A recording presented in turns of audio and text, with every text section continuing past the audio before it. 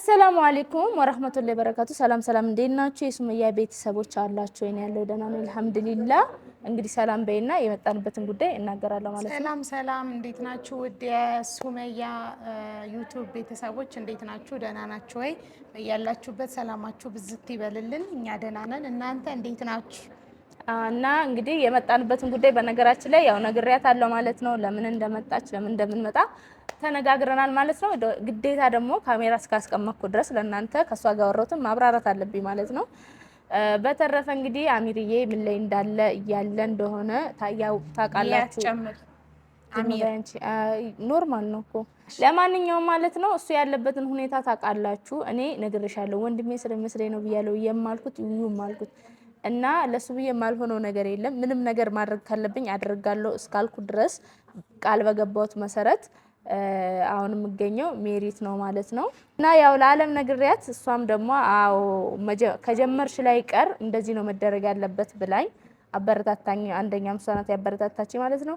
እና ሱቁን የገዛሁትን ሱቅ እንግዲህ ከፍዬ ነበረ ማለት ነው። መሸጥ መለወጥ ይቻላል ስላሉኝ ያው ልሸጠው ነው ማለት ነው። ስለዚህ የገዛሁትን ሱቅ ሽጬ አሚርን አሳክሜ ወደ ነበረበት መመለስ ነው ፈልገው ማለት ነው። እና ውስጥ እንገባለን ማለት ነው። ትንሽ ጠብቂኝ ብሏል፣ እመጣለሁ ብሏል። እዚህ ጋር ዱቅ ብለን ተቀምጠን እንጠብቀዋለን እስከሚመጣ ድረስ። ሲመጣ ካሜራዬን ይዤ ከስተመር እያናገረ ስለሆነ ነው ማለት ነው። እመጣለሁ እዚህ ጠብቂ ብሎኝ ነው። እስከዛ ፊት ለፊቱ ልቅረጽላችሁ ልንገራችሁ ብዬ ነው። እስከ መጨረሻው የትም እንዳትሄዱ። አሚር ምን አጭሶብሽ እንደሆነ እንግዲህ እናጣራ። ኧረ አሚር የሚያጭስ ነገር ያጭስ ዝም ብለሽ ደግሞ አሚር እናትንኪ ሴትዮ። እንግዲህ ከይቅርታ ጋር ካላስቸገርኩ ካሜራ እንዳያስገኝ ነገር ያለ እቺን አርግልኝ ላርግልክ እንዴ? አይ ቲንክ ብዙም ልምዱም እንኳን በእርግጠኝነት ሌላ ቦታ ላይ እንትን ስላልኩኝ በቃ ስለዚህ ቃልች ለዛ ነው ለካሜራ ምንም ችግር የለም። የድርጅቱን ፕሮሞሽን የድርጅቱ ላይ የምንለቃቸው ዌብሳይት ላይ የምንለቃቸውን አንድ አጋጣሚ ነው የነበርኩ የምቀረጸውና ብዙም አዲስ አይደለም። ስለዚህ ለዛ ነው ለካሜራ አዲስ አይደለም። አዲስ አይደለም። ስለዚህ አልተቸገር ባይዜ ተነጋግረን በቃ ፈርታ ነበር በጣም ነበር የፈራሁት። ካሜራ ይዤ ልመጣ ነበር ምናምን ስትል እንዴ ቤትሽ ነው አልኳት። መጀመሪያም ገዝታ ስለነበረ ቤትሽ ነው ትችያለሽ፣ እኔም ፈቃደኛ ነኝ ብያት። በጣም ነው የማመሰግነው። እዚህ አጋጣሚ ግን ለምን እንደመጣሽ ግን እስካሁን አልነገርሽኝ። እሺ ልንገርክ እንግዲህ ለምን እንደመጣው። ያው እንግዲህ እመጣለሁ ብቻ ነው ያልኩህ። እና የመጣሁት ያው ባለፈውም እዚህ መጥቼ እንደነበረ ታውቃለህ። እና የመጣሁት እንግዲህ ምን ልፈልግ መሰለህ፣ ያው ስለቸገረኝ ቤቱን የገዛሁት ቤት ነው ሱቅ ነው ረሳሁት። ቤት ነው ሱቅ ነው ያልኩሽ? አይ ሱቅ ነው እኛ ጋር ያለ ሱቅ ነው። ሌላ ቦታ ላይ ሆነ አላውቅም። የኛ ሱቅ ነው። እሺ እሱን ለመሸጥ ፈልጌ ነበርና አሁኑን ብሩን እዚህ ጋር ካለ እንደዚህ ዝም ብላ አይደለም ዝም በያንቺ እንኳን አትሸጥም። አይ ለመሸጥ ነበርና ልሸጥ ነው። ባይዘ እኛ ጋር የገዛ ሰው በእርግጠኝነት ሽጣ ያውቅም። እንደውም ተጨማሪ ነው መጨመር ነው። ኦፍ ኮርስ ለምን መሸጥ ነው? ኧረ እባክሽ መሸጥ ነው። እድለኛ ነሽ ባይዘ። ለምን መሰለሽ በአራት ነገሮች እኛ እንለያለን። በኔቴሪያ ነው የምንሸጠው። አንድ በይ የትም ቦታ ብትሄጅ በኔቴሪያ የሚሸጥ የለም። ሁለተኛ ደግሞ ፉል ፊኒሽድ ነው የምንሸጥልሽ። ምንም አይነት የዋጋ ጭማሪ ከፍለሽ እስከምጨርሽ ድረስ በአንድ አመት ጊዜ ውስጥ አንጨምርም። አሁን በየዕለቱ ዋጋ ይቀያየራል እያያችሁ ነውና ይሄን የመሰለ ኦፖርቹኒቲ አታገኝም። በአራተኛ ደረጃ መርጠሽ ነው የገዛሽ። ስለዚህ አትሽጪው ነው አክሰስ አገኛለሁ ወይ በማንኛው ነው ደንበኛ የሚመላለስበት ምናምን ብለሽ ስለገዛሽ ባትሽጪው ሪከመንድ እኔም ቢቪ ካልኩኝ መሸጥ አልችልም እንዴ? ንብረትሽን እኔ ብትሰሪበት እመክራለሁ። ብትሰሪበት ወደፊት በደንብ ጥሩ ቢዝነስ የምከፍችበት ቦታ ይሆናል።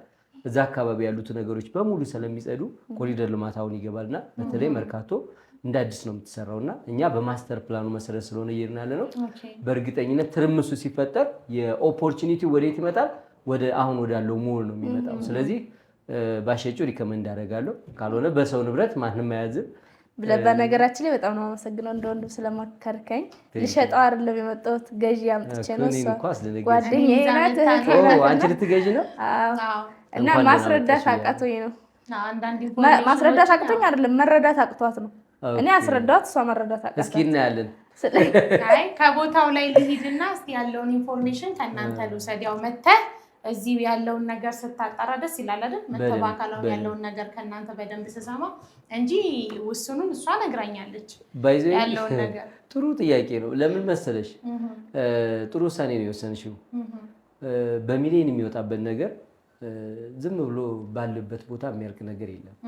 መጥቶ አይቶ ውሉን አንብቦ አካባቢውን ማርኬቱ ምን ይመስላል ብሎ ወደፊት አይቶ ስለዚህ ቢገዛ ሰው ሪከመንድ አደርጋለሁ። ስለዚህ ትክክለኛ ውሳኔ ነው የወሰንሽው። እኔ ደግሞ እዚህ ያለውን ነገር የመስጠት ኃላፊነት አለብኝ። ለዛም ነው እዚህ ጋር የተቀመጥኩትና ከስተመር ለማገልገል ስለሆነ እኛ ከስተመር አገልጋዮች ነው። ስለዚህ እያንዳንዱ መረጃ የሜሪ ፕሮፐርቲ መረጃ አከፋፈሉን ምን ይመስላል የሚለውን በሙሉ የማሳወቅ ኃላፊነት ስላለብኝ በደንብ ዛሬ እንነጋገራለን። ከዛ በኋላ አንቺ የምትፈልጊው ሁለት አይነት ነው እየሸጥን ያለ ነው። ሱቅ አለ፣ ሞል አለ እንጂ +4 ሞል። እንደገና ደግሞ አፓርትመንት በተመሳሳይ 2 ብሎኮች አሉ። ሜቢ አሁን እያለቁ ስለሆነ ትንሽ ሊሚትድ ስቶክ ነው ያለን። ሜቢ እዛ ላይ ውስን ናቸው ያሉት። በተለይ አፓርታማው ሱቁም ከጀመርን ወደ 1 ወር ከ2 ወር ኦልሞስት ሊሆን ነው። ወደ 75% እስከ 80% ያለውን ኦልሞስት ሽጠናል። ስለዚህ የተወሰኑ ሪዘርቭ ያደረጋቸው ነበሩ። ከሪዘርቬሽን ውጭ ነው 80% የሸጥነው። ሪዘርቬሽኖቹ የተወሰኑ ዲል እያደረግን ስለነበረ ትልቅ ኩባንያዎች ጋር በተለይ ከፊት ለፊት በዋና መንገዱ በኩል የ22 ካሬ እና የ32 ካሬ አማራጮችን ሆልድ አድርገን ከትልልቅ ካምፓኒዎች አስመጪዎች ጋር ምናምን ዲል እያደረግን ነበር። እነዚህ ብራንድ ያላቸው ድርጅቶች ጋር ሞሉ ባይዘይ በጣም ቆንጆ ሞል ነው። 6782 ካሬ ላይ ያረፈ ትልቅ ሞል ነው የሚሆነው። ዘመናዊ ሞል ነው። ዱባይ ስታንዳርድ ነው የሚሆነው። ውስጡ ላይ ያሉት አሚኒቲዎች ሴኩሪቲ እና ፓርኪንጉ እጅግ ዘመናዊ ነው። ፓርኪንግ አለው፣ ሴኩሪቲ አለው በሚገባ ኢቭን ሊፍት ስቴጅ 4 ሊፍት አለው። 2 ትልልቅ የካርጎ ሊፍት አለው። G+4 ነው እንግዲህ አብዛኛው ሊፍት የሚፈቀደው ከG+4 በላይ ለሚሰሩ ነው። ይሄ ግን ሞሉ ስለሆነ 2 ስኬሌተን አለው። ከቤዝመንት ጀምሮ ወደ አንደኛ ፍሎር የምትወጪው በስኬሌተን ነው። ከላይ ኦፕን ያደረግ ነው። ናቹራል ላይት እና ናቹራል ቬንቲሌሽን በደንብ እንዲያገኝ ከላይ እስኪ 3D ሞዴል አስገብተናል እና እሱን እናየዋለን በኋላ ላይ። በዚሁ አጋጣሚ ባይዘ ሱቅሽን በደንብ ማየት ትችላለሽ። አሁን የቱ ጋር እንደሆነ ምናምን አሳይሻለሁ። እሺ በቃ እንዴ። ስለዚህ እዛ ላይ ስላለ በደንብ የተደራጀ በጣም የሚያምር ሞል ነው የምንሰራው። ሜሪት ኮመርሻል ሴንተር ነው ሞሉ ስሙ። ብራንዱንም እዛ ላይ ለመገንባት ነው ያሰብነው። ስለዚህ እዛ ላይ ሌሎች ቦታዎች ላይ የሚገነቡ ሞሎችን ከቁፋሮ ጀምሮ ስንሸጥ ይህንኛውን እያሳየን እንደ ሞዴል አድርገን ነው የምንሸጠውና በዚሁ አጋጣሚ መጀመሪያ መሆን ቆንጆ ነው። ስለዚህ 4 ሊፍት አለው። 2 ትልልቅ የካርጎ ሊፍት አለው። 8 ደረጃዎች አሉት በእያንዳንዱ ኮርነር ላይ። በመሃልም 2 ደረጃዎች ይኖሩትና አጠቃላይ 8 ደረጃዎች ይኖሩታል። 2 ስኬሌተን አለው። ሙሉ ያሟላ ነው። ሴኩሪቲ አለው ሙሉ። አሁን ተክለ ሃይማኖት አካባቢ፣ መርካቶ አካባቢ ትርምሱ ምንድነው? መኪና ፓርኪንግ ነው የሚቸገረው። ብዙ ሰው ሾፕ ለማድረግ ይፈራሉና፣ ስለዚህ ለእግረኛም አስቸጋሪ ነው ትርምስ ስላለው። እስከ 30 ሺህ ግብይት የሚካሄድበት በመቶ ሺዎች ጎብኚዎች ያሉበት ነውና እዛ አካባቢ ላይ ትርምስ ስላለ በቂ ፓርኪንግ እንዲኖር 2 ቤዝመንት አድርገናል። ያ ማለት 240 ሱቆች ይኖራሉ። ከ240 ሱቆቹ 2 ቤዝመንት አለን። 6782 ካሬ ነው ያረፈው። አጠቃላይ ሞሉ ሲባዛ በ2 ብታደርጊ ወደ 13000 ምናምን ይመጣል። ኮሎኖቹን ብትቀንሻቸው ቢያንስ 50 ካሬ 51 አካባቢ ካሬ ለእያንዳንዱ ፓርኪንግ በደንብ በቂ ፓርኪንግ ይኖራል። ምክንያቱም ለአንድ ሰው ይደርሰዋል ብለን የምናስበው 15 ካሬ እስከ 20 ካሬ ነው። ሌላው ትርፍ ነው፣ ለደንበኛ ነው የሚሆነው ማለት ነው። ስለዚህ ይህንን የመሰለ ሞል ነው እየገነባን ያለ ነው። በጣም አይዲያል የሆነ ቦታ ነው። ወደፊት ቢሰራበት ብትሸጭው፣ እሷ ሀሳቡን ስታነሳው እንደውም ሰምተሽ ከሆነ እንደገና ደግሞ ብትሰሪበት በጣም አዋጭ የሆነ ነው። ለምን እዛ አካባቢ ያሉት ነገሮች በጣም አልጸዱም እና አሁን ኮሪደር ልማቱ ሲመጣና ሲጸዳ የኛ ሞል እንደ ስታንዳርድ ሞል ሆኖ ሁሉም ሰው ተፈላጊነቱ እየጨመረ እናንተም ተረጋግታችሁ ስራችሁን የምትሰሩበት ይሆናል። ወደ አፓርትመንቱ ስንመጣ እዚህ ቢሮአችን አጠገብ ነው። 2 ህንፃዎች ብቻ ነው ያዝነው። የተንዛዛ ፕሮጀክት የለንም። የሱቁ በ1 ዓመት ጊዜ ነው የሚረከበው። የመኖሪያ ቤቱ ደግሞ በ3 ዓመት ጊዜ ነው የሚረከበው። አሁን ሰከንድ ስላብ እየሞላን ነው። ከጀመርን 4 ወራችን ሆኖናል። ኦልሞስት 30% ከ25 እስከ 30% ይደናል። ለምን እስካቬሽን ስለሆነ ብዙ ጊዜ የሚይዘው የሾፑም እሷ ስገዛ አሁን ቁፋሮ ላይ ነው የነበረው። አሁን ፉቲንግ ጨርሰን ፋውንዴሽን እየጣልን ነው። ስለዚህ በጣም በከፍተኛ ፍጥነት ነው። ኢቭን አሁን የተዋዋልሽው የሱቅ አግሪመንት እስከ መጨረሻው ድረስ ምንም ጭማሪ አያሳይም። ቀድመን ያስገባ ነው። ለ4 ስላብ የሚጥል ብረት እና ሲሚንቶ ዲል አድርገን ኦርደር ስላደረግን ምንም አይነት እናንተ ጋር ዋጋ አፌክት ያደርጋችሁም ማለት የብዙ ብዙ ሰው የሚቸገረው መሀል ላይ የሚመጡት ጭማሪዎች ነው። የፊኒሽንግ እቃዎች እየጨመሩ ነው የሚሄዱት አይደል? ያንን ለማስቀረት ግን ፉል ፊኒሽድ ነው የሰራ ነው። እኛ ሙሉ እንዲገቡበት ስለፈለግን የምንሸጠው በፉል ፊኒሽድ ነው። እንዲጨመረ እንደዚህ ሆነ ምናምን ይሄ ጨምሯል ጨምሩ ምናምን የለም። ኢቭን ፉል ፊኒሽድ ነው። አንዴ ነው የምትዋዋሊው። ማቴሪያሎች ተገልጸዋል። ምንም አይነት የዋጋ ጨማሪ አይኖረውም። ኔት ኤሪያ ነው የምንሸጠው። ለምሳሌ 22 ካሬውን የሚገዛ ሰው ቀጥታ 22 ካሬውን ያገኛል። 32 ካሬውን የሚገዛ ሰው 32ቱን ነው የሚያገኘው እና ኮመን ኤሪያ አልቀነስንም ማለት ነው። አሁን ይሄ ለኮሪደር ለምን እያላችሁ መቀናነስ የለም። እሱ አንድ አድቫንቴጅ ነው። ፉል ፊኒሽድ መሆኑ ሁለተኛ አድቫንቴጅ ነው። እንደገና ደግሞ በመርጠሽ ነው የምትገኙ። በጣም ምናምን ሳይሆን ዳይሬክት መርጠሽ ነው የወደድኩትን አይቼ የወደድሽውን ሰርኩሌት ያደረገውን አበለብል ከሆነ ስቶኩ ይለቀቃል ማለት ነው። አሁን በእርግጠኝነት የመኖሪያ ቤቱ የተወሰኑ ቤቶች ናቸው ያሉት። ኦልሬዲ ቀድመን ስለሆነ በሽያጭ 6 ወራችን ነው ሽያጭ ካወጣን ኦልሞስት 90% የሚሆነውን ሽጠን ጨርሰናል።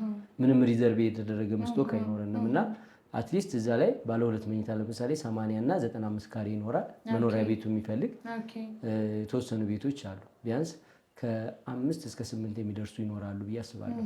ስለዚህ ስቶክ ያየን እሱን ቤት የምትፈልጊ ከሆነ ቤት አንድ ሱቅ የምትፈልጊ ከሆነ ሱቅንም ወይም ደግሞ ሱቁን ብቻ ወይ ደግሞ ቤቱ ብቻ መብትሽ ነው።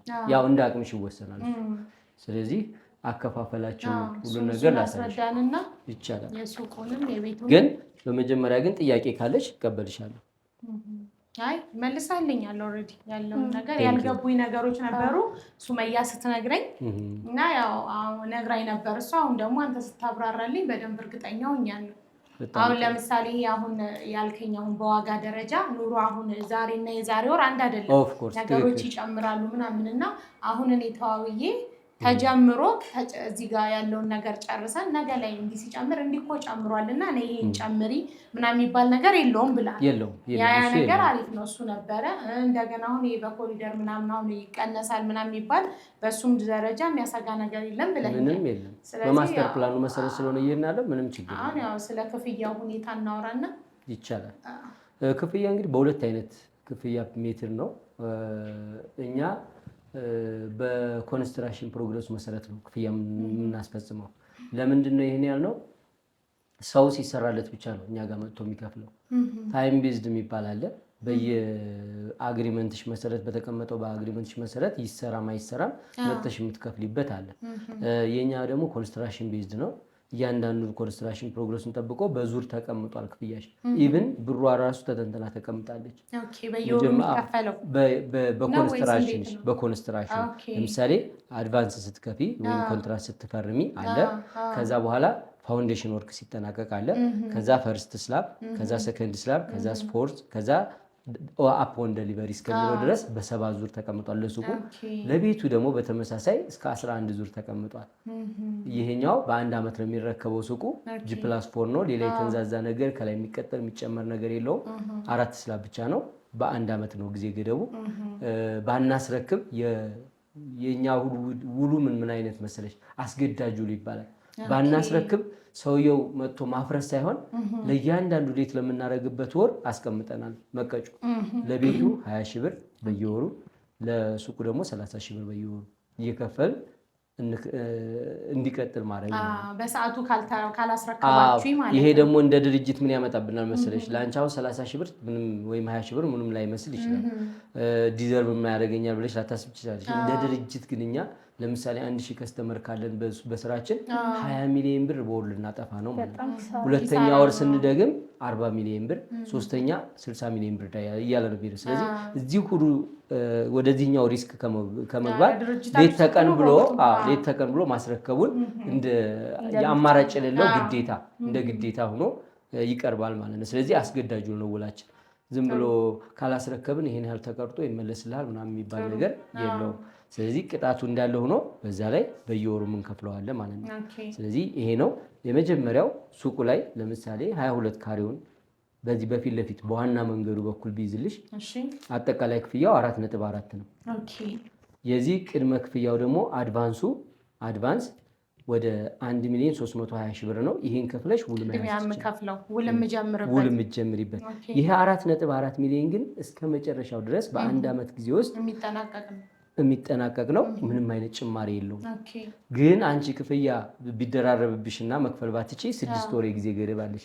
ይሄን የሰጠነሽ እኛ አይደለንም። በየወሩ ውሉ ላይ ስናስቀምጥ በ45 ቀን ማለት አንድ ወር ከ15 ቀን በየጋፑ አለሽ። ያችን ደምረሻ ስንት ትመጣለች? ወደ 6 ወር ከ7 ወር አካባቢ ትመጣለች። ያ ውሉ የሰጠሽ ነው። ያለምንም ቅጣት በየክፍያው ቢመጣብሽ የእፎይታ ጊዜ አንድ ወር ከ15 ቀን እሱ አለሽ። በአጠቃላይ ወደ 1 ዓመት ከ6 ወር እስከ 8 ወር ባለው ጊዜ ውስጥ ከፍለሽ ማጠናቀቅ ነው። ሁለተኛ ኔት ኤሪያ ነው። ቅድም እንዳልኩሽ ይሄ ነው። በአድቫንሱ የተቀምጦልሻል። ሰከንድ ፔመንት ምን ላይ እንደምከፊ ውሉ ላይ ተቀምጧል። ኮምፕሌሽን ኦፍ ፋውንዴሽን፣ ሁለተኛ ቤዝመንት ሲጠናቀቅ፣ አንደኛ ፍሎር ስላብ ሲጠናቀቅ እያለ ስለተተ በእያንዳንዷ ብር ተተንትና ተቀምጣለች። እሱን ውሉ ላይ ታይዋለች። ተመሳሳይ አይደለም ማለት ነው። ተመሳሳይ አይደለም፣ እየቀነሰ ነው የሚሄደው። የመጀመሪያው ይሄ ነው። ከዛ ይቀጥላል። ከዛ እያለ ይቀንሳል። ወርሃዊው ክፍያው በወራዊ ሳይሆን ልክ ክፍያ ስትባይ ሳይቱ ደርሶ ቀጥታ ሳይቱ ላይ ሄደሽ አይደለም ቢያንስ ከ3 ወር እስከ 4 ወር ጊዜ ይኖርሻል። በቀጣይ ፔመንት እንደዚህ እያደረግሽ ያራዘምሽ አይደለም። በኮንስትራክሽን ሳንሰራም አንጠይቅም። ከተሰራ ደግሞ መተሻይተሽ የአንድ ወር ከ15 ቀን ማራዘሚያ መጠየቅ ትችላለሽ በደብዳቤ። ያሰላለ ነው። እስከ 1 ዓመት ከ6 ወር ይከፈላል። ስለዚህ እናንተ ስትጠይቁኝ ነው ብር ማስገባው። ቴንክ ዩ ስትጠይቅሽ መተሽ ሳይቱ ላይ ነው የምትመጪው። ከዛ ክፍያሽ ይዘሽ ወደ ቢሮ ትመጫለሽ መሰራቱን ካየሽ በኋላ። ሁለተኛ ይሄንን አሁን በአንዴ መዝጋት የምትችይ ከሆነ የ15 በመቶ ቅናሽ ሰጥሻለሁ። የ15 በመቶ ቅናሽ ማለት ነው። ስለዚህ ካሽ መክፈል የምትችይ ከሆነ ስለዚህ 15 በመቶ ቅናሽ ይሰጥሻለሁ ማለት ነው። ሁለተኛ 32 ካሬውን ብናይ ወደ 6.4 ሚሊዮን ነው ይሄ የሚመጣው። ቅድመ ክፍያው 1,920,000 ብር ነው። ስለዚህ ይሄም አድቫንሱ ነው። ከዛ 6.4ቱ ግን ምንም አይነት ዋጋ የሚጨምር ነገር የለውም ከፍለሽ እስከምትጨርሽ ድረስ። አሁንም ይሄን አንዴ ልክፈለው ካልሽ 15% ቅናሽ ይሰጥሻለሁ። ይሄን ይመስላል ሱቁ። የምትመርጪውን ሱቅ ወይ 22ቱ ወይ 32ቱ ስለሚሆን ግን እኔ ምን አደርግልሻለሁ በፊት ለፊት በደንብ የሚታይ ማንኛውም ሰው አክሰስ እንዲያደርገው የሚችለውን ሱቅ መስጠት ይችላል። ከድርጅቱ ለዛ የምትመቸው ይመቻል። 32ቱም በፊት ለፊት ነው፣ 22ቱም በፊት ለፊት ነው። የካሬ መብዛትና ማነስ ከአቅም ጉዳይ ካልሆነ በስተቀር ሁለቱም ቆንጆ ናቸው። በፊት ለፊት እኛ ሪዘርቭ ስናደርግ በፊት ለፊት ያሉትን ነው ትልልቅ ካምፓኒዎች ጋር ዲል ማድረግ አስበን ስለነበር ከዛ ዲል አድርገን ስንጨርስ የእነሱን ሰጥተናል። የእኛ ደግሞ የያዝነው ስቶክ የያዝነው የነበረውን እሱን አይ ቲንክ ወደ 8 ወይም 9 ሾፖች አሉ። እነዛን አሁን ለከስተመር ሪሊዝ እናደርጋለን ማለት ነው።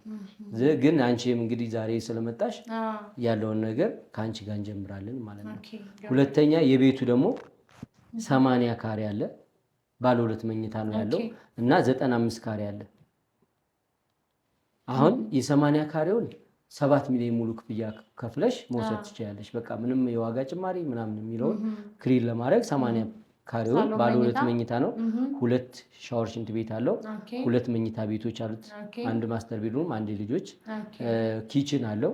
ሳሎን ከበረንዳ ጋር ይኖረዋል። ስለዚህ ይሄ 80 ካሬውን አጠቃላይ በ7 ሚሊዮን መውሰድ ትችላለሽ። አይ ቀስ ብዬ እስከ 3 ዓመት ድረስ እከፍላለሁ ካልሽ አጠቃላይ ዋጋው 10 ሚሊዮን ነው የሚሆነው። ከ1 ሚሊዮን ብር ጀምረሽ አሁንም በኮንስትራክሽን ሂደቱ መሰረት በ11 ዙር መክፈል ትችላለሽ እስከ 3 ዓመት ከ6 ወር። አሁንም እቺ የምትሰጣት ራሱ አግሪመንቱ የሚሰጥ ይሰራል። የ95 ትክክል የ95 ካሬው ደግሞ 11.8 ነው። ቅድመ ክፍያው 1 ሚሊዮን 180 ሺህ ብር ነው። እሷን መክፈል ትችላለሽ። ግን አይ ሙሉ ክፍያ ከፍላለሁ ካሽ በ8.2 መውሰድ ትችላለሽ። 8.2 ነው የሚመጣው። የ30 በመቶ ቅናሽ ብሰጥሽ ሱቁ ላይ የቤቱ ላይ 30 በመቶ ብሰጥሽ ለምሳሌ 95 ካሬ ስንት ነው የሚመጣው መሰለሽ? ሲባዛ 70%ቱን ብቻ ብትከፊ 8 ሚሊዮን 300 ሺህ ብር ከፍለሽ መውሰድ ትችላለሽ ማለት ነው። ስለዚህ ይሄንን ይመስላል። አይ ቀስ ብዬ ካልሽ ደግሞ ከ1 ሚሊዮን 180 ሺህ ብር ጀምረሽ እየከፈልሽ እያየሽ ሳይቱን እያየሽ እየከፈልሽ ትሄጃለሽ። አጠቃላይ ይሄን ይመስላል ማለት ነው። እሺ አሁን ደግሞ ለምሳሌ አንድ ያልገባኝ ሌላ ምንድነው፣ ሁሉም ግልጽ ሆኖልኛል ተረድቻለሁና ምንም ችግር አሁን ለምሳሌ እየከፈልኩ እያለ ወይም ደግሞ ከፈልኩ ኦልሬዲ ውል አድርጌያለሁ፣ ቅድሚያ መክፈል ያለብኝንም ከፍዬ ጀምሬያለሁ። ከጀመርኩ በኋላ መሀል ላይ ሜቢ አሁን እንዳልከው አንተ አሁን ክፍያው ደርሷል ወይ ክፈይ በምትለኝ ሰዓት እጄ ላይ ባይኖረኝ መክፈል ባልችል እንዴት ነው እዛ ጋር ምንድነው የሚደረገው ነገር? ይቋረጣል ውሌ ወይስ ውል አይቋረጥም? አሁን እኛ 2 ህንፃ ነው እየሰራን ያለው ብዬሻለሁ። 2 የቤቱ 2 የዚህኛው ሞሉን እንደ ብራንዱንም ለማስተዋወቅ ስለሆነ እኛ ጋር ቀጣይነት ያለው ከስተመር ነው የምንፈልገው። መጀመሪያ ምንድነው የምናደርገው? ቅድም እንዳልኩሽ የአንቺ በምን ምክንያት እንዳልከፈልሽ ደብዳቤ ማስገባት ብቻ ነው የሚጠበቅብሽ። በዛ ደብዳቤ መሰረት እኛን መራድሽና የውስጥ አሰራር አለ። በዛ መሰረት አሁን ውሉ ላይ ስለምታነቢው በዛ መሰረት ትቀጥያለሽ። ሁለተኛ ደግሞ ሪሴል አድርገሽ መውጣት ትችላለሽ። ሪሴል አድርገሽ መውጣት ትችላለሽ። ልክ 80% ሲደርስ በካርታ በስም ፕሮሰስ ሲደረግ ያኔ መውጣት ትችላለሽ። እንዴት መውጣት ስትል አልገባኝ። አሁን ለምሳሌ የገዛሽው አንቺ በ7 ሚሊዮን ሊሆን ይችላል። በ7 ሚሊዮን የገዛሽውን 8-9 ሚሊዮን ሽጠሽ ተከተሽ እኛ በዛን ሰዓት የምንሸጠው የ80 ካሬውን ሜቢ 15 ሚሊዮን ሊሆን ይችላል። በዚህ በመሃል ያንን ሽጠሽ መውጣት ትችላለሽ። ስለዚህ አሁን ጀምሬ ከፈልኩት አይከስርም። አቅም ያለው ቤተሰብ ምናምን ካለ ለእሱ አስተላልፈሽ መውጣት ትችላለሽ። በጣም ጥሩ። ለምሳሌ ለእህትሽ ታስተላልፊላትና እሷ ትጨርሰውና ወይ ደግሞ በጋራ ሆናችሁ ትጨመርልኝ ብለሽ እህት አክስት አጎት ከሆነ መጥቶ በደብዳቤ ተጋግዛችሁ ትከፍሉና ካርታው ሲሰራ በሁለታችሁ ስም መሰራት ይችላል። በዛው ደግሞ ወይ ደግሞ ብሩን መልሶልሽ ሙሉ ለሙሉ በሱ ስም መሆን ይችላል። እንደዛ ማለት ይችላል። እንደዛ ስለሆነ ያለው አጠቃላይ ሁኔታ እንደውም በቃ አሁን በመሃል ብር ባይኖረኝ ወሌ የሚቋረጥ ገባሽ አይደለ? እንደዛ የሚሆን ከሆነ መስሎ የነበረ መልካም በቃ ወይ እኔ በአንድ ላይ እንከፍለውና እንዳትከጂ ምናምን በቪዲዮ እናስቀምጥና ስለማላፍሽ ያግዝሻለሁ ያግዝሽና ባይዘይ ይሄን ራሱ እንትን ታስተላልፊዋለሽ አይደል? ይሄን ራሱ እንዲጠቀሙ ብለሽ ይሄን አልመልካትሽ ራሱ ሰው ሳይከፈለው እንደዚህ ለበጎ ነገር የሚሰራ ሰው እኔ ደስ ይለኛል በጣም። እሷንም ይዤ መጥቼ አጋጣሚ እሷም ከመጣች ብዬ ነው ያው እንግዲህ ለልፋት የመሰረት እንግዲህ አስተያየት ይደረግላታል። አዎ በሱመያ በኩል የመጣ ባይዘው ተብሏል። 15% ሱቁ ላይ 30 በመቶ ደግሞ ቤቱ ላይ አክቹአሊ ቤት የለም በድርጅቱ ነው ሆልድ የተደረገው። ግን ለ5 ከስተመሮች ቤት ለሚፈልጉ ለ5 ከስተመሮች 80 እና 95 ካሬውን አሁን የተናገርኩትን 30 በመቶ ቅናሽ እና የለም ብለን አንለመልሳቸው። ሁለተኛ ደግሞ ሱቁ ላይ የ15 በመቶ ቅናሽ እንሰጣለን። አሁን የተናገርኩትን ዋጋ በዚህ ዋጋ በሷ በተጠቀመችበት መጠቀም ይችላሉ። ምክንያቱም እኛ ፕሮግረሱን ከፍ እያደረግን ሲል ዋጋ እየጨመርን ስለምንመጣ ዋጋ ሪቫይዝ አድርገናል። ግን መጀመሪያ በነበረው ነው እያስተናገድን ያለን። ስለዚህ ይሄም ለ5 ሰው ሰጣሉ 10 ሰው 10 በሱመያ በኩል ለመጣ አንቺ ጋር ስራ ነው ተጠቀሙበት። የቀረውን እኔ ተጠቅሜበታለሁ። ከካሜራ ጀርባ እንላቀቅም ትከፍኛለሽ። እሱ አስተያየት ያደረገሽ አያ በሷ ስለመጣሽ ዲስካውንት የተደረገው እሷ ልትቀበለኝ ለውጥ የለውም። ጓደኛዬ ስለሆነች ራሳችሁን ቻሉና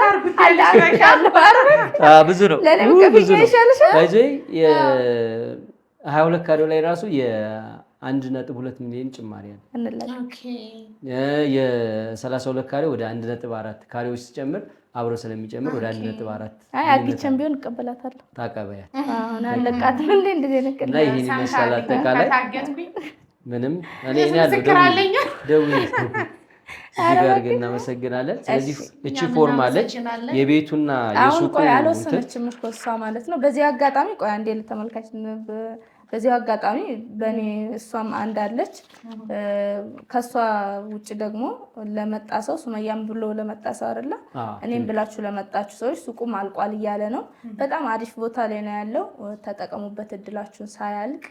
እንግዲህ እኔ ለእናንተ ስለማልሆነው ነገር የለም። ለእኔ ጎረቤት አብረን እንሸጣለን ማለት ነው። አልሸጥም ካለም አንቺም ትገቢያታለሽ። ያልተሸጠውን እቃ ወደ አንቺ ጋር መጥተው ቢያንስ እንኳን እኔን እንድታገኙ እዛ መርካቶ ማለት ነው። አብረን እንሸጣለን። የኔ አድናቂዎች ጠብቃችኋለሁ። ባይዘይ ጥሩ ነገር ነው ያደረግሽላቸው። የትም ቦታ አሁን አዲስ አበባ ላይ የሚሸጡ ቤቶች ኢንፍሌሽን ሬት የሌለው የለም። በየጊዜው ፍላክቹዌት ስለሚያደርግ ኔቴሪያ በጣም ኢረር የሆኑ ድርጅቶች ናቸው በኔቴሪያ የሚሸጡት።